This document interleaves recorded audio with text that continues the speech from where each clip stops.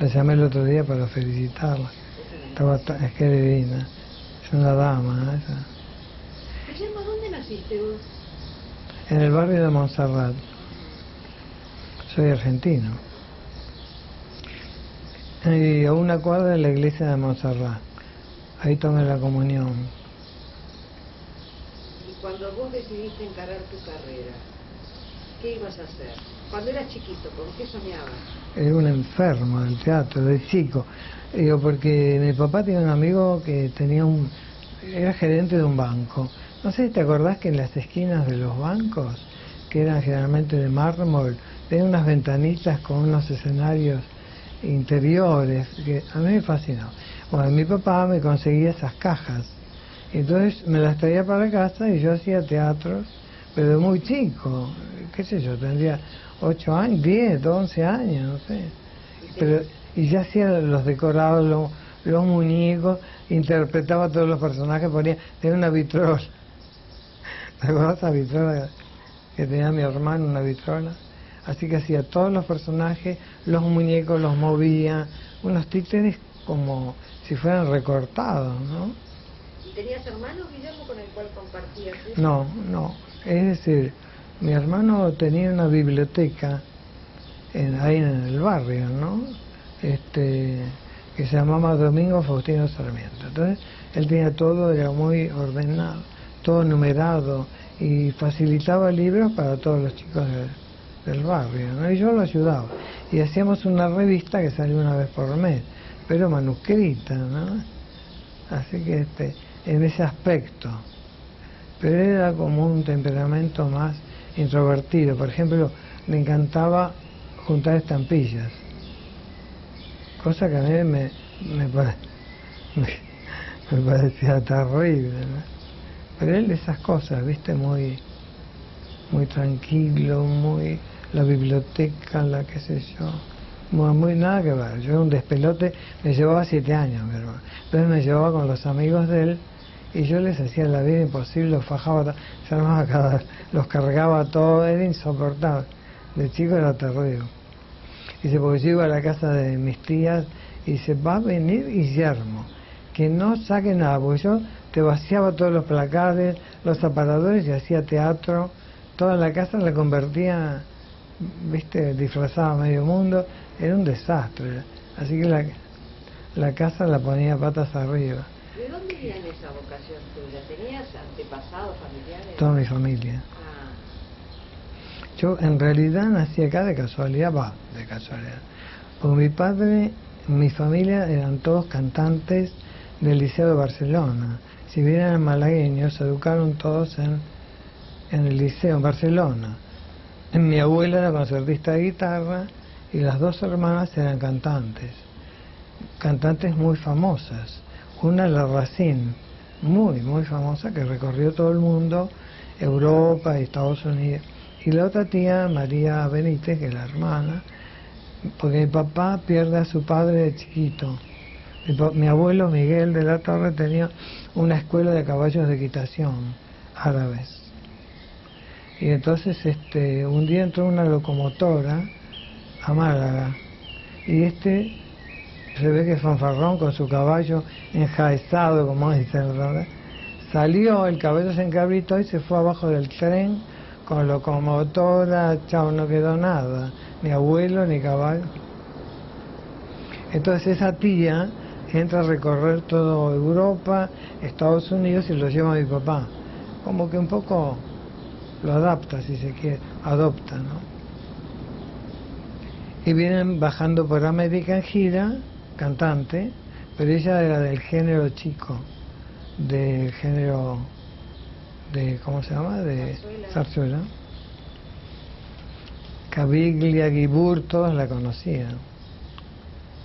Y bueno, y recala aquí, y se casa con un tal Urdampilleta, y parece que una vida muy amplia, muy generosa. Y mi papá siempre ha sido criado en ese mundo, de teatro para arriba, para abajo. Así que papá también comenzó a estudiar dirección orquestal en el liceo. Pues yo vivía en Málaga, pero todo el invierno lo pasaban en el liceo. Así que yo toda mi vida lo único que escuchaba hablar de teatro. Y mi papá me llevaba mucho al Colón. Yo era muy chiquito y vino Lili Pons y mi papá lloraba. Así que en realidad conversar en la mesa de teatro era muy común. Además, por el lado de mamá tenía unos tíos muy pintorescos andaluces, malagueños también, por el lado de mamá, que eran actores y habían trabajado en San Telmo con Alipi y con Muñoz. Pero bueno, como ellos eran más prácticos, pusieron una imprenta chiquito.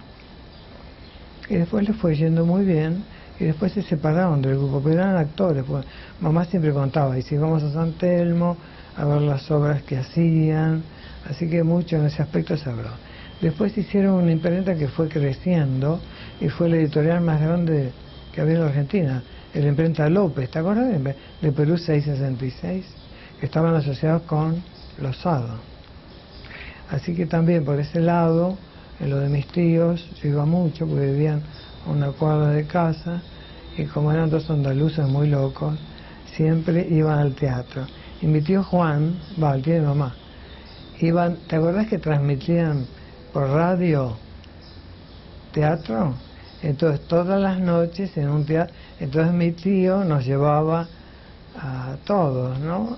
A la Polo, aquí, allá, así que todas las noches, o casi, íbamos, como vivíamos ahí en Montserrat, 4 cuadras de la Polo, así que siempre estábamos caminando de teatro en teatro, así que éramos muy teatraleros de gorra, como diría mi abuela, todos. Así que hoy un teatro, mañana otro. Así que he visto cosas que la gente no puede creer, porque desde mismo Alipi, desde los Ratti. ¿Vos te acordás de los Ratti? La Virgencita de Madera en La Paz. Yo no lo puedo ni creer porque yo tendría 5 o 6 años, qué sé yo. ¿Cómo fue que te acercaste al teatro para trabajar?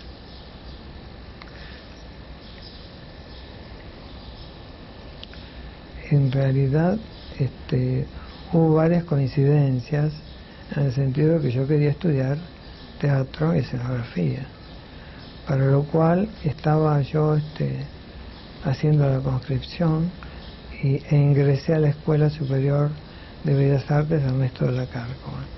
Hice la carrera de escenógrafo, ¿no? Y paralelamente se formó un grupo de teatro con Roberto Pérez Castro y toda esa barra de gente, María de Luca, y bueno, y empecé a trabajar con ellos, colaborando de pinche, de qué sé yo, y surge la posibilidad de que me ofrecen hacer la primera obra, estando en el grupo. Como yo estudiaba en la Cárcova, creo que ya estaba en segundo año, me parece, ni sé si estaba en segundo. Y hacen la primera obra que se llama Deseado, de Max Sau, que es un escritor español, exiliado, antifranquista, exiliado en México, muy interesante. Y esa es la primera obra que tengo la suerte de hacer. Y a partir de ahí no paré nunca, ¿viste? Porque después ya hicimos La Belle au Bois Dormant de Supervielle, que también tuvo mucho éxito en ese grupo. Después hicimos, otras obras. Después se incorporó Durán, hicimos Dulcinea de Gastón Paty, que el Dulcinea hacía el Sancho, que también tuvo bastante éxito. Pero bueno, paralelamente yo seguía estudiando y paralelamente, una vez que estrenaba, ya me iba a Nuevo Teatro, aquí y allá. Viste que te hacías amigos de todos los chicos, ¿no?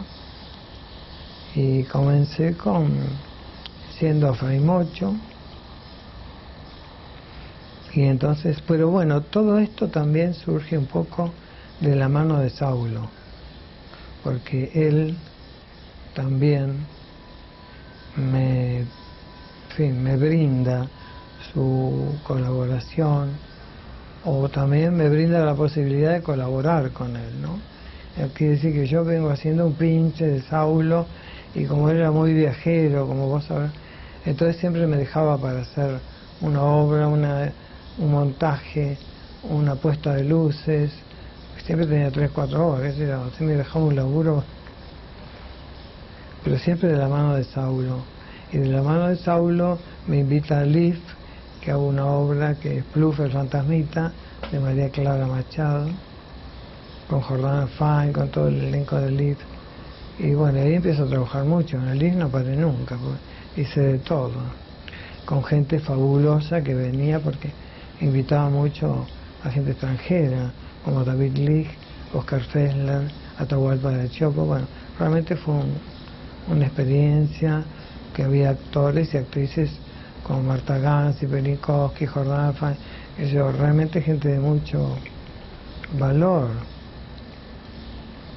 Pero al mismo tiempo, a través de Saulo, también me proponen hacer Nekrasov de Jean-Paul Sartre en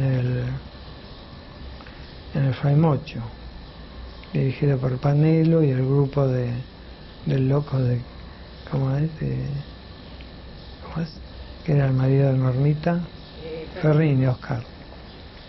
Pero había un grupo de gente interesantísima, de actores, de escritores, desde Osvaldo Dragún, realmente era maravilloso. Paralelamente también trabajo en la farsa, paralelamente también trabajo. Ahora, Guillermo, cuando vos entraste a la Cárcova, Sí. ¿qué esperabas hacer? ¿Pintor, escultor? No, siempre escenógrafo. Nunca, yo en realidad pienso yo que soy un actor frustrado en el sentido que yo soy muy, aunque no lo parezca, muy inhibido, soy muy tímido. Pero yo hubiera sido actor. Dicen que he sido muy buen actor, qué sé yo. Pero siempre tenía, subía al escenario cuando das un examen, me agarró un track, un jabón terrible, ¿viste? Porque hay factores psicológicos muy... Así que me fui encarando para el lado de la parte plástica, ¿no? Que además me encantaba, ¿no? Yo no esperaba más que lo que yo era. No fui para hacerme, sino para reconfirmarme, no tenía dudas porque de chico era un maniático. Yo me crié mucho en la casa de Jules Solard, de chico, de los 10, 11 años. Tenía unos vecinos que me adoraban y que como me gustaba pintar, dibujar, entonces me dijeron, te vamos a llevar a la casa de un amigo que es artista. Y bueno, y ahí ingresé a lo de Jules para toda la vida, porque yo iba todos los martes, todos los sábados, y yo lo ayudaba mucho a Jules, porque él tenía teatro de títeres, porque él era astrólogo, astrónomo, muy exótico, fantástico, un personaje maravilloso. Y había hecho un teatro de títeres grande como esta habitación, y los títeres eran de tamaño natural. Entonces uno era cáncer, con todas las características, como Jules te decía, ¿vos sos de Tauro? ¿Sí? ¿No sos Tauro? Tenés cara de Tauro, como diría Jules. Porque él te adivinaba las características físicas y te determinaba el signo, era infernal lo que sabía. Era tan maravilloso, una personalidad tan genial y además tan desinteresado, porque yo además lo ayudaba mucho a hacer los marquitos, los cuadros, pero nunca le importó ni ser artista ni exponer. Se hizo famoso después que se murió, porque antes nunca le interesó jamás nada. Era tan una personalidad, porque él en realidad era muy esotérico, muy místico, y siempre se preparaba. Digo, ¿qué estás haciendo, Jules? Dice, estoy meditando para mi próxima vida, porque él pensaba siempre como los egipcios, ¿no? Que hay otra vida y que esta vida a él mayormente no le preocupaba o no le importaba demasiado. Él se preparaba interiormente, espiritualmente, para la próxima vida. Pero te lo decía con una convicción tan fantástica, ¿no? Pero yo tampoco nunca lo dudé, porque era un sentimiento, una manera muy íntima, ¿no? Una personalidad maravillosa. ¿Cómo lo conociste a Saulo, Guillermo, a Saulo de la Venta? A Saulo lo conocí cuando estaban ellos en el Cervantes. Y yo, como era estudiante, era así medio garronero, me iba al Cervantes a ver si me dejaban colar para ver las obras que venían, ¿viste? Que venían compañías francesas, italianas, de Giovanni, ¿te acuerdas? Entonces ahí lo conocí a Caviglia, que siempre tan generoso, y a Saulo. Entonces con Saulo, que era tan campechano, él me hablaba y me decía qué hacía. Cuando se enteró que estaba en la Carco, para él fue muy importante porque hizo toda la Carco. Y de entonces no nos desprendimos nunca más. Es decir, mi carrera, porque él después me llevó al Conservatorio de Arte Dramático como profesor, que estuve 20 años. Dejé el año pasado, estaba cansado. Después en el IF o en el Mocha, así. Saulo siempre, cuando acontece el tema del Cervantes, hay toda una conmoción política, porque estaba Inda, estaba Saulo, y entonces había un secretario de Cultura que los tachaba de comunistas. Entonces armó un despelote fenomenal y él tomó, digamos, una partida de echar a esa gente, ¿no? De esos 3 o 4 Con Bianco, creo que estaba Ernesto Bianco, pero a él no lo consideraban de izquierda. Por lo cual, al tratar de eliminar a esos artistas que ellos proponían, todo el elenco renuncia. Por lo cual el Teatro Cervantes queda acéfalo, de director, de actores, de todo. Así que se estaba dando Hombre y Superhombre, de Bernard Shaw, que tiene un éxito infernal. Bueno, entonces, por lo cual, todo queda un desastre, porque todos en la calle. Caviglia, que era tan entusiasta, Saulo, yo también, estuvimos como buscando lugares para formar el elenco en forma independiente. Bueno, al final se encuentra una sala en la calle Montevideo 850 y trabajamos con Saulo en el proyecto, porque era una sala de conferencia de un lugar no muy adecuado, porque no tenía escenario, tenía muy poco proscenio, y con Saulo hicimos el proyecto de la sala, más que de la sala, del escenario, bueno, en general, ¿no? Y bueno, y Saulo viaja y me ofrece para hacer la escenografía de Hombre y Superhombre para el estreno de esa sala. Así que te imaginas, yo, loco de la vida, ¿no? ¿Fue la primera escenografía importante? Bueno, sí, digamos, sí. Para mí siempre todas fueron importantes. Bueno, me olvidaba decir algo muy interesante, volviendo para atrás, que fue muy... Cuando estábamos en Teatro Estudio, decidimos entre todos los compañeros hacer un concurso de autor teatral. Hicimos un concurso y bueno, vinieron, qué sé yo, como 180, ¿eh? Y sale premiada una obra de Atilio Betty, Farsa del Corazón, que es la primera vez, ahí lo conocimos, ahí nos hicimos amigos, editamos el libro, que yo lo ilustré, yo hice la escenografía, el vestuario. Bueno, y tuvo mucha, digamos, repercusión, ¿no? Porque después se convirtió en un autor importante, una persona realmente magnífica, ¿no?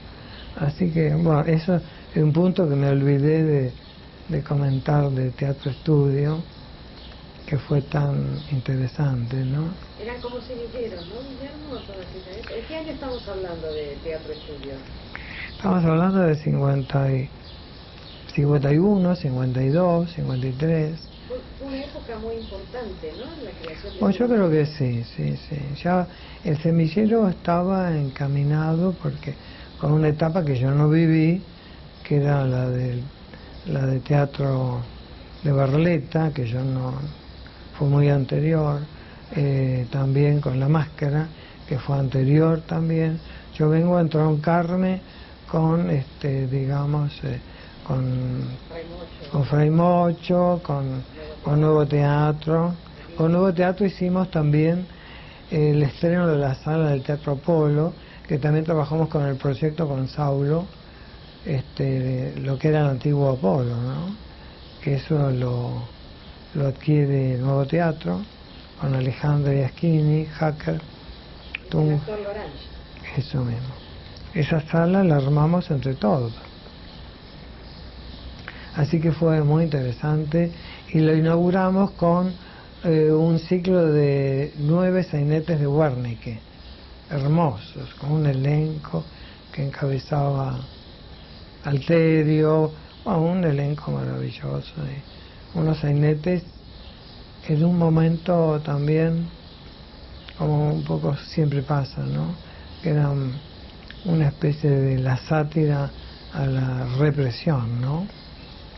Porque esa época me parece que era el gobierno o ya comenzaba toda la historia de los milicos, así que fue bastante arduo, ¿no? Bastante difícil.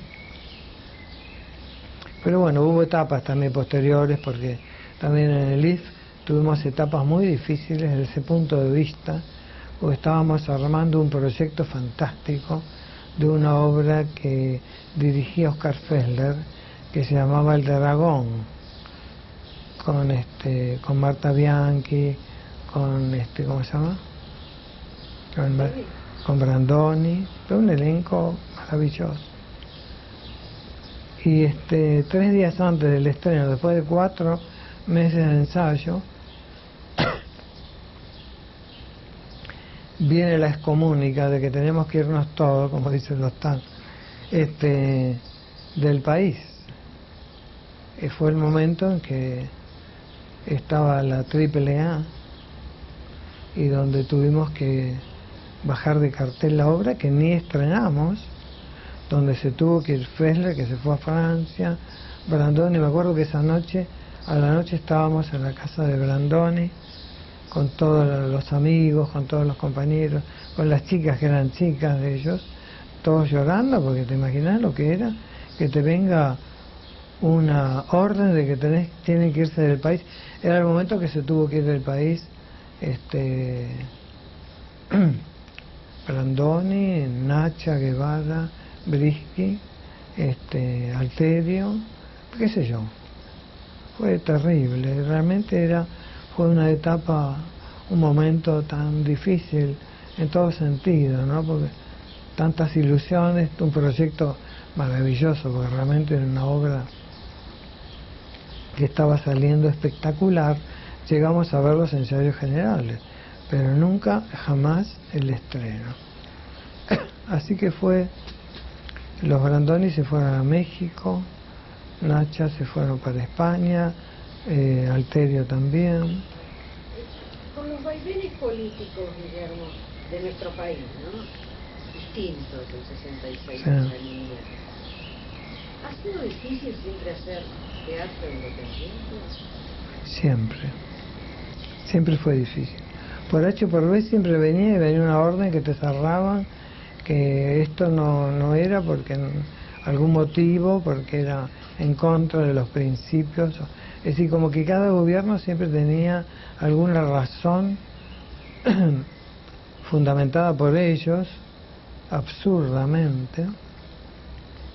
¿Fuiste intimidado vos también? ¿Tuviste del país? Sí. Yo del país nunca me fui.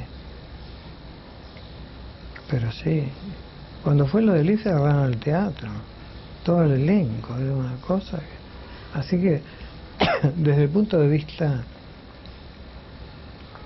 del drama, de la preocupación, del factor psicológico, como que desapareció todo el mundo, porque fue terrible, ¿no? Fue muy difícil, ¿no? Sí, yo viajé al interior, tuve un tiempo fuera out, ¿no? pero fue muy tremendo, ¿no? ¿Cómo fue volver, Guillermo, y retomar? ¿Qué te dio la tranquilidad? ¿El cambio de gobierno? Y había factores como que, digamos que posiblemente, en cierta medida, a veces el actor está más comprometido, si se quiere. La tarea del escenógrafo o de un músico, por decir así, de repente es un poco más neutra, más ajena al conflicto, es menos representativa desde el punto de vista ideológico, ¿no? Es decir, a través del lenguaje plástico es más, podríamos decir, más inofensivo, si se quiere, a pesar que eso no tiene nada que ver, ¿no? Pero como que creo que se pierden ciertos aspectos, se pierden un poco más en la neblina del tiempo, ¿no? Posiblemente no estás tan señalado, ¿no? Saulo tampoco nunca se fue del país y siempre estaba marcado por un problema ideológico. Pero bueno, eso sería un largo tema de hablar, porque en realidad hay cierta gente que quiere tratar a veces de, como se dice, de borrarte o de eclipsarte, y aduce que vos tenés tal o cual inclinación determinada ideológica. Pasa eso, lamentablemente, y a mí me ha pasado también. Ahora, Guillermo, vos te formaste en el teatro independiente. ¿Cómo llegas al teatro comercial? ¿De la mano de quién llegas? Bueno, el teatro comercial, como te decía, digamos que un paso importante fue el de gente de teatro asociada, que fue esa experiencia con Caviglia, Milagros de la Vega, Ernesto Bianco, Indra Ledesma, bueno, Saulo Benavente, Jorge Rivera López, Alicia Verdaxaga, Carlos Carrera, un elenco realmente maravilloso. Bueno, eso, después yo hice varias obras con ese grupo, desde todo punto de vista, pues hicimos Querido Mentiroso, con Bianco e Inda, que tuvimos un éxito de terror, recorrimos todo el país, fue realmente muy lindo. Eso me abrió las puertas, digamos así, sin querer, o no sé, en fin, esas cosas que tienen mucho éxito, con un elenco muy importante, con mucho éxito y demás, te da, en fin, como un aurea de prestigio, te ayuda. Después hicimos 2 ciclos de sainetes, como si fuera, digamos, una trayectoria desde el origen del sainete, que fue una idea de Caviglia, como siempre, un genio, Caviglia maravilloso, como ser humano, era una cosa. Realmente te impregnabas de su capacidad, de su talento, de su imaginación, de su inventiva, él que era tan reflexivo, ¿no? Aparentemente tan frío, ¿no? Y trajo esa propuesta tan audaz, porque era desde el primer sainete, lo que se considera el primer sainete de Santa Fe, el de la... ¿cómo es? Que es de un autor anónimo, toda una proyección hasta llegar a los sainetes de Discépolo. Así que estaba el debut de la piba, el retrato del pibe, realmente era infernal, ¿no? Porque con ese elenco, imagínate lo que era, ¿no? Realmente fue 2 ciclos. Hicimos primero un ciclo que eran 8 sainetes y después otro ciclo de 6 sainetes. Eso fue más o menos en la década del 60, ¿no? 60, exactamente, 61. Y además, eso me lo había encomendado Caviglia, a mí que me encantaban esas cosas. Habíamos pasado al teatro de Maipú, chiquito, 850, al teatro argentino, en la calle Bartolomé. Tenía un foyer muy grande, y Caviglia dice, ¿por qué no te organizás para hacer una muestra del sainete argentino con toda una documentación? Y conseguí un material espectacular. Me acuerdo que me había ayudado Aida Bornik, bueno, todo un grupo de gente que yo convoqué. Y conseguí material, pero me acuerdo de una familia chava que vivía en un palacio en la Avenida Libertador, que yo no sé de dónde tenía esa colección, que yo me la agencié, porque lo fui a ver a ese señor que era un viejito, en ese momento un viejito, y me facilitó todos los originales de materiales, que eran todos programas de la época del sainete, pero era una maravilla. La cuestión es que hicimos una exposición muy hermosa, muy importante, porque luego repetimos, porque luego hicimos también La Dama Boba, que Caviglia invitó a Margarita Siervo, así que fue una apuesta realmente muy lograda, muy hermosa, ¿no? Y también hicimos una exposición en el foyer sobre el teatro español. Después se estrenó una obra de Anouilh y también hicimos una exposición. En fin, digamos como que todo estaba muy incentivado por el entusiasmo, las ganas del grupo, del elenco tan magnífico de compañeros, que en definitiva era muy duro porque éramos muchos y era muy difícil poder subsistir un elenco tan grande con los alquileres, con los conflictos que significa montajes y escenografías y vestuarios, así que era nada sencillo. Entonces también eso fue en cierta medida conflictuando íntimamente al grupo, porque no era sencillo poder, digamos, subsistir en esas condiciones tan maravillosas en un aspecto artístico y tan poco remunerativas en otro aspecto. Pero al mismo tiempo, a raíz de esas circunstancias, creo que me favoreció esa posibilidad que gente de teatro me ofrecía. Yo trabajaba como un loco, te digo, porque hacía las exposiciones, los afiches, los programas. Me encantaba, por otro lado, no me molestaba. Y no era que era remunerativo, sino que... Pero eso lo hice en todos los teatros independientes. Porque yo hacía los afiches para LIF, los afiches para acá y los programas para allá. Porque yo además sí he sido diseñador gráfico, así que eso me divertía, me gustaba. Vamos a dejar acá un poquitito, Guillermo, Okay. vamos a cambiar el café. Okay. Te llamo. Está bien. Espera que no me Ahí puedo. te anoté en el instituto, ¿Cómo la conociste a Lidia?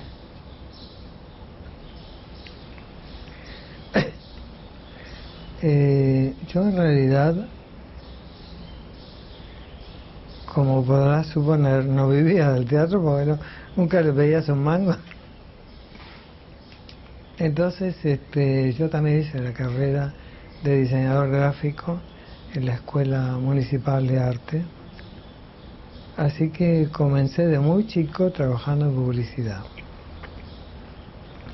Por lo cual yo estudiaba a la mañana, trabajaba a la tarde y de noche andaba por ahí por los teatros, al 2, 3, 4 de la mañana. Quiere decir que yo vivía de mi trabajo, pero el trabajo más bien tenía características más de diseño, de gráfica, de publicidad. Y además también era una época en que había muchos concursos de pósters, ¿no? Entonces yo donde había un concurso ahí me metía. Y debo tener, no sé, la cantidad de premios que... Y ese entonces daban monedas de oro, ¿cómo se dice? Medallas de oro. Y después estaba una institución que era el Instituto Argentino de la Publicidad, que todos los años organizaba un premio al mejor afiche se presentaba cualquier cantidad. Yo me lo saqué 3 años consecutivos el primer premio. Pero como yo me divertía con eso, mandaba uno, mandaba dos, mandaba tres, con nombres, qué sé yo, porque me daba no sé qué, digo, viste que me salían con mucha facilidad. Yo tenía mucho sentido de síntesis, trabajaba en forma bastante abstracta, bastante geométrica, diría, ¿no? Y trabajaba mucho, yo admiraba mucho a Matisse, y Matisse trabajaba mucho con papeles recortados, yo también. Entonces, sobre un papel blanco, un cartón, yo empezaba a poner triángulos, círculos, formas, y ponía las letras, y qué sé yo, era como un juego del espacio y de la forma, como una especie de diversión, ¿no? Y surgían proyectos muy muy lindos, ¿no? Muy interesantes, o por lo menos fueron muy reconocidos, porque tenía un tarro infernal, porque a veces un año saqué, o a veces también esos concursos me gustaban mucho, porque también, ¿te acuerdas que en la Avenida Santa Fe todavía se hacían concursos de vidrieras muy lindos? Y se gastaba, digamos, mucho dinero. Los comerciantes en esa época era una época muy rica. Yo todavía era estudiante, eran los 52, 53. Y entonces yo me presentaba, iba a una casa, City Sport, iba a una peletería Verte, ¿te imaginas? Una vidriera para la primavera de una peletería, era una cosa de terror, ¿no? Entonces yo les hice un proyecto a los peleteros y les encantó. Entonces había hecho una cámara negra, un zorro volando con una cola de zorro de verdad, volando en una campánula, en una especie de flor muy grande, muy linda, con dos hojas verdes, y el zorrito iba con las cuerditas volando en el espacio. En definitiva no era nada, porque era una flor en el espacio volando, y el zorro con esa cola espectacular, que estos dueños habían dado una cola como roja, vino una cola, y saco el primer premio, que era una beca a Francia. Saco el primero, el tercero y el cuarto. Así que bueno, me fui, porque lo organizaba Turismo Francés y Navi France. Así que fue un tarro infernal, ¿no? Y esas cosas eran también como que te divertías, porque después venía Navidad. Entonces también esas casas, como te hacías de conexión, de nombre, te llamaban de acá, de enfrente. Después venían de Adrogué, porque los de Adrogué les gustaba que yo había hecho la vidriera, me contrataban. Me acuerdo que tenía el compañero Antonio Pugía, que éramos compañeros de la escuela, de la Carco. Y digo, che, Antonio, hay una vidriera para hacer Adrogué, para el 9 de julio, para Tucumán. Entonces hice el proyecto y Antonio hizo unas esculturas, hicimos una especie de réplica de la casa de Tucumán, unas esculturas hechas, te imaginas, por Antonio, un genio. También, por supuesto, que sacamos el primer premio en Adrogué, pero en otros lugares, cuando llamaba, después ya no dabas abasto, pues. Pero te divertías, porque ibas a Adrogué y allá te atendían cuando llegabas como si fuera, qué sé yo qué, te preparaban la cena, la comida, el desayuno, porque nos quedábamos trabajando 2 días, 3 días, que son trabajos grandes, ¿no? No eran... Pero bueno, esas empresas, en realidad, si te gratificaban, te pagaban muy bien, mucho más que un teatro, o te pagaban, porque en teatro, en general, nunca uno lo hacía por la vocación fantástica que uno tenía, pero en realidad, en teatro, salvo cuando comienza un poco después toda esa etapa llamada más comercial, ¿no? Que bueno. ¿Cómo la conociste a Lidia en eso? ¿Dónde la conociste? Ah, eso te iba a contar. Eso estaba hablando porque yo era director de arte de Ricardo de Luca, Publicidad TAM, que era una agencia la más grande, y era director general. Yo entré como dibujante, a los 6 meses era director.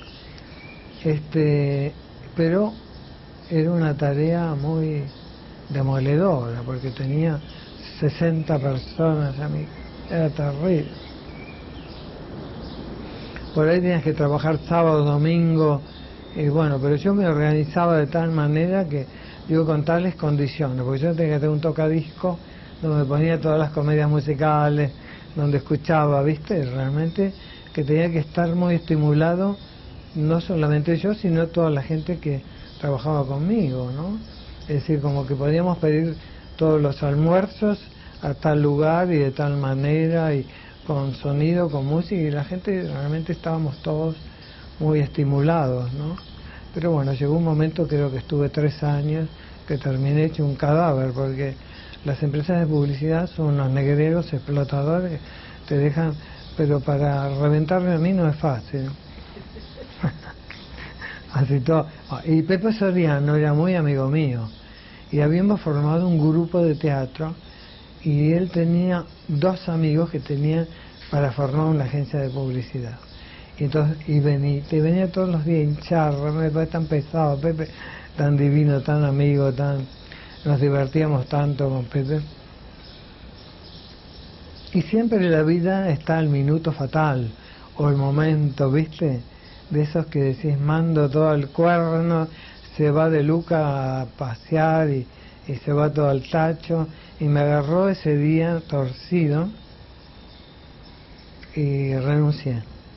Y formamos la empresa con Pepe y Alessandro, y bueno, nos divertimos mucho, pero bueno, ellos no manchaban mucho, así que en cierta forma recaía mucho sobre mi persona. Es decir, ¿Cómo se llamaba la agencia? AID, una sigla, ¿no? AID. Bueno, habíamos conseguido muchos clientes, la pasábamos bárbaro. Un fin de año yo decidí tomar una secretaria de buena presencia, inteligente, qué sé yo, y aparecieron como 7 o 8 chicas preciosas, y aparece Lidia, ¿no? Que era una belleza que no te puedo decir. Fue un descalabro ese día cuando llegó. Tenía 18 años y venía con un vestido muy sencillo, cuadrille, con una cadenita de oro, con una perla, que le había hecho el padre. El padre, un joyero de Richardi, muy refinado. Y bueno, fue un escándalo cuando llegó, porque todos queríamos tenerla de secretaria, Alessandro, Pepe y yo. Y bueno, la contratamos, y Lidia, muy oronda, dice, bueno, con mucho gusto, que yo quiero 10.000 pesos limpios. La estoy viendo hace 30 y pico de años, pues estamos casados hace 34 años. Y entonces nos divertimos, porque yo era muy circunspecta, como era muy actor, le hacía la vida muy difícil a todos. Y entonces Pepe la invitó a tomar algo, Lidia ni nada, Alessandro también, y yo le invité una tarde a tomar algo, comer un sanguchito de lomo a la Costanera. ¿Te acuerdas los primeros carritos? Y entonces en la oficina la teníamos todo en un primer piso, y de repente ella acepta, y yo tenía el coche en la puerta. Entonces bajamos, abro la puerta, entra el coche, y entonces estaban todos mirando, eran como 20, mirando, así la conocí. Pero en fin, fue como una diversión, porque en realidad después yo estaba, qué sé yo, medio noviando, ella qué sé yo, fue como una especie de diversión, pero en definitiva el que ganó la apuesta fui yo. Pero después estábamos haciendo El Soldado Schweik con Inda Ledesma, que ella la dirigía, con Ligerito, que estaba maravilloso. Y como Inda es muy particular, muy empecinada, era una obra muy difícil que tenía como 18 cambios complicadísimos en el IF, con el giratoria, aparecían tanques de la guerra, nevaba, de todo, era una cosa. Y pasaron, ¿qué te diría? 2 días, 3 días, Inda empecinada que vamos a estrenar. Inda, no vamos a llegar porque es imposible, falta esto, falta el otro, ay no, porque tú sabes, viste que habla de tú, y no sé qué, y qué sé yo. Entonces al final, una madrugada, a las 4:30 o 5 de la mañana, que amanecía, me dice, tienes razón, no llegamos. Yo la mandé, ¿sabes a dónde, no? Me fui, agarré el coche, me voy para casa, pero claro, yo estaba más dormido más muerto que vivo. Me duermo, pego un cabezazo y me como un árbol. Rompí con el pecho todo el volante, nunca había pasado una cosa así, gracias a esta piantada. Por supuesto que vino la ambulancia, yo ni me enteré de nada, me llevaron ahí ¿cómo se llama? El de la calle Córdoba, al hospital. ¿De la calle Córdoba? Córdoba, sí, donde está la Facultad de Medicina. Ah, el hospital de clínicas. Clínicas, ahí me llevan. Sí, un segundo.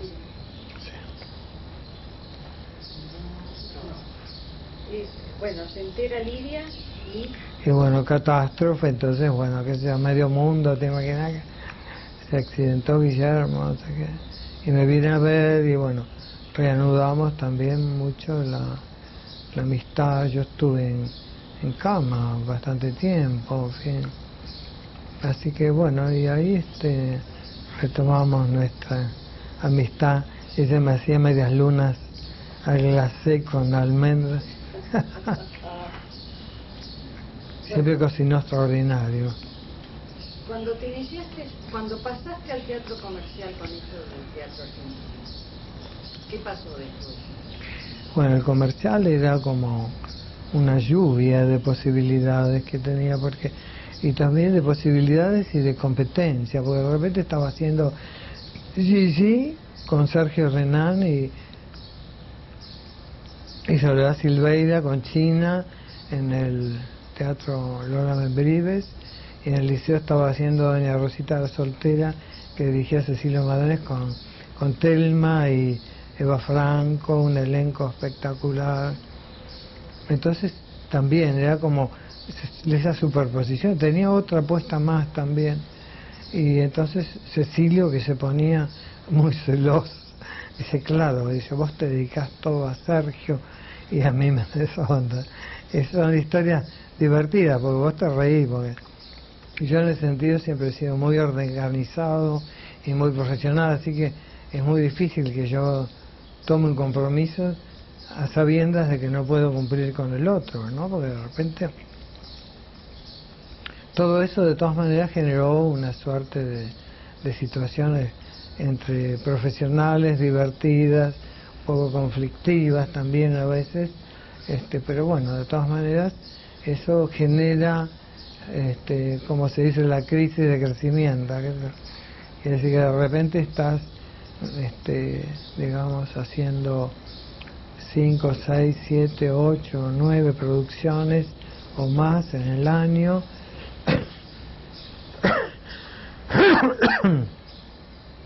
que de repente se superponen también con los teatros oficiales. Vos mencionaste, por ejemplo, ¿no?, que había obras que iban dirigidas.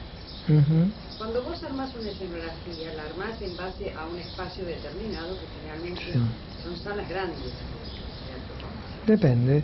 Por ejemplo, con Doña Rosita recorrimos todo el país íntegro, pero el liceo es una sala chica. Así lo que apunto es a esto, es decir, se puede llevar el vestuario, pueden viajar los actores. ¿Qué pasa con la escenografía cuando uno sale a distintos espacios, ¿no?, a distintos escenarios? Y bueno, tenés que adecuarte, armarlo, pero planificarlo previamente. Por lo general es bueno tener, no sé, con China hicimos una margarita para Mercedes y recorrimos muchísimo todo el país. Entonces China, que es tan divertida, tan loca, íbamos a Corrientes, y digo, ¿dónde vas? Porque ella de repente termina la función un domingo y cacha el coche y se va, me voy a Santa Fe, dice. ¿Y hasta ahora vas a ir sola? Digo, China, ¿estás loca? Ah, sí, porque me dijeron que hay un lugar ahí, un spa, no sé qué, que se iba. Pero bueno, como que uno tiene que tratar de resolver esos problemas, porque las funciones en gira usualmente suelen ser, supongamos, jueves, viernes, sábado y domingo, o viernes, sábado y domingo. Quiere decir que los técnicos y los escenógrafos y los luminotécnicos tenemos en cierta forma lunes, martes, miércoles, porque el domingo termina la función en Corrientes, hay que desarmar todo, tienen que montarlo todo en los camiones y llegar los tiempos como para que el desarme, la gira, el recorrido, y luego bajar todo y volver a armar en cada lugar. Pero previamente, generalmente tenés los escenarios, porque hay escenarios como el Vera de Corrientes, es un teatro precioso, pero el escenario es más bien chico, entonces se adecúa de una manera distinta.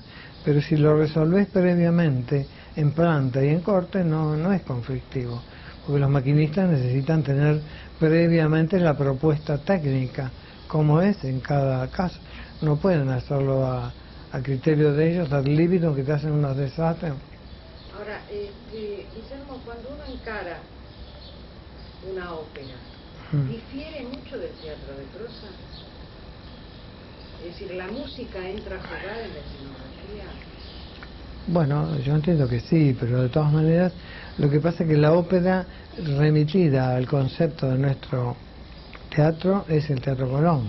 Lo que pasa es que la dimensión de Colón es tan monumental, tan gigante, todo tan, que no es sencillo tener el dominio del espacio en semejante dimensión. Es como que no cualquiera lo puede lograr, no es fácil. Es difícil más en ese aspecto.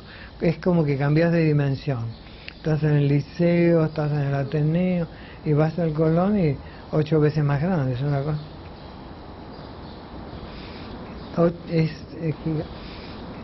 Es gigante, enorme, quiere decir que las dimensiones tenés que tener mucho cuidado porque podés equivocarte, podés perder, es como que el dominio de una sobredimensión tan monumental a veces se escapa un poco de la realidad cuando vos estás acostumbrado al teatro de prosa, aunque sean salas grandes, al lado del Colón siempre resulta bastante disímil, ¿no? Es como otro mundo, pero bueno, una vez que has hecho un par de óperas, después ya óperas, ballet, he hecho operetas, zarzuelas, he hecho Luisa Fernanda, El Murciélago en el Colón, óperas de todo tipo. Bueno, este año estrené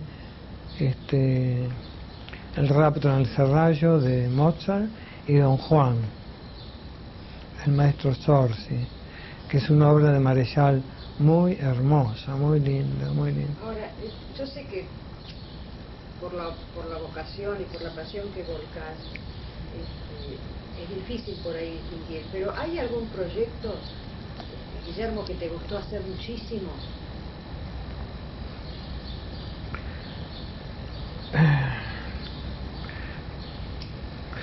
Es muy difícil calificarlo. Pero, por ejemplo, cuando entraste a Teatro Abierto 81, 1981, donde no había una producción comercial, sí, donde no había los recursos que te da el teatro oficial, ¿cómo fue entrar a ese ciclo? Y bueno, estuve 2 o 3 años en ese ciclo. Lo que pasa es que ahí el factor es otro, es un factor ideológico, afectivo, porque en definitiva ahí tenés que hacer todo con 2 mangos. Así que, pero como a veces yo soy muy afecto al teatro pobre, porque siempre me ha dado más satisfacciones. En una oportunidad hicimos una obra que se llama La Cocina, de Arnold Wesker, que estuvimos 6 años a sala llena, que el día del estreno digo, qué desastre, qué calamidad. Y la habíamos armado en una cooperativa que nadie tenía 10 centavos, porque todos llevamos un cucharón de no sé dónde, una cacerola que robamos a no sé quién. Quiero decir que fue una producción hecha con nada, con muy poco costo. y sin embargo redituó mucho en tantos años, porque el teatro es como una paradoja, es muy difícil saber qué es lo que va a ocurrir, porque cuando vos te jugás que es el éxito total, monumental, catástrofe, no van ni los perros, o te hacen críticas maravillosas, tampoco va nadie, o te hacen críticas a veces, en fin, que hoy, chao, nos mataron, y se llena, qué sé yo. Lo de la cocina fue todo muy exitoso. A veces se dan esas circunstancias, pero yo lo vi el día del ensayo general y me pareció, todos estábamos tan deprimidos, digo, qué desastre. Y al otro día, que fue el día del estreno, tiraban todo por el aire, fue tan brillante, tan exitoso. Es inexplicable, es un misterio tan insondable, como que no podés decir. Después transcurre el tiempo y fuimos con la cocina hasta la sopa, porque nos echaban de todos los teatros y que íbamos que a una sala de Corrientes, a otra de acá, al Globo, al Ateneo, a todos lados. Y después fuimos al interior, que Rosario, que Paraná, que Santa Fe, años, que estábamos hartos ya de la cocina. El decorado estaba hecho bolsa. Pero eso, en su esencia, hace de que es un fenómeno que te impacta tanto, porque son esas experiencias imborrables, porque además en cada lugar que iba a ser una ovación. Hay obras que realmente han sido hitos en el factor íntimo. La experiencia de Gente de Teatro Asociado para mí fue tan grande porque era la comunión de ese núcleo de gente, de ese nivel, de esa calidad de gente, ¿no? Tan particular, de esos actores tan singulares, pocas veces se dan esas circunstancias que podés mantener un grupo de trabajo con cierta regularidad y a pesar de todo con esa lucha de lograr la subsistencia y todo eso, porque era toda una gran parte de amor a esa experiencia, ¿no? Que fue tan fabulosa, realmente inolvidable en todo sentido. Y después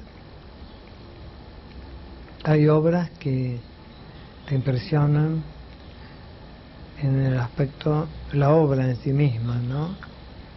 O hay hitos que marcan, por ejemplo, cuando vino toda la historia, que se fueron los milicos y vino la democracia, fue una cosa tan linda también, cuando volvimos a ser gente normal, y entonces se armó un elenco fabuloso, una obra de pies y manos, de cosas, con Halcón, con Carella, con Cervantes. Entonces fue todo una epopeya, qué sé yo, como decir, porque todo eso significó mucho para todos nosotros, ese cambio, esa ruptura, ¿no? Quiere decir que en cada circunstancia hay implicancias que están valorizadas en un aspecto muy subjetivo, ¿no? Como que es diferente, no es una leyenda, como vos me decías, del teatro abierto, ¿no? Que era realmente más que el espectáculo propio en cada circunstancia, era el fenómeno total del público, de la gente, de los autores, los directores, esa pasión esa vocación, porque todos trabajábamos porque sí, por cariño, por amor, por la implicancia que significaba, digamos, el momento como de protesta, ¿no? Pero tuvimos tanto éxito con esa experiencia, ¿no? ¿Cuál es el proyecto del 2000? El primer proyecto del 2000. Y ahora me voy a Nueva York a ver Rigoleta. Sí. ¿Después cuando regreses? Y hay como 2 o 3 cosas. Volver un poco a la enseñanza. Yo soy profesor de la Escuela Superior de Bellas Artes Ernesto de la Carco. Y bueno, por razones que conoces, hace 2 meses que no voy.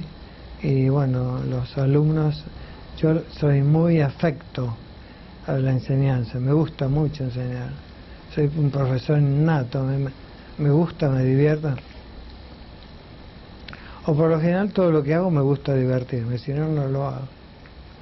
Y en la Córcova realmente tengo muchos alumnos que estudian escenografía, que además tienen en fin, el valor que es la escuela donde yo estudié, donde yo me inicié, que es una escuela maravillosa, y que a pesar que la enseñanza en nuestro país ha declinado tanto y es tan defectuosa, y nosotros teníamos tantas prerrogativas, porque toda la escuela era fabulosa, nos daban los materiales, las pinturas, los cartones, era todo un regalo superlativo, y hoy realmente para los chicos es muy sacrificado, para los profesores también, viste que la enseñanza en nuestro país está muy mal compensada, pero bueno, eso a mí me gusta mucho, como he sido profesor, como te volví a repetir, a través de Saulo en el conservatorio, estuve casi, me parece que 20 años, 19,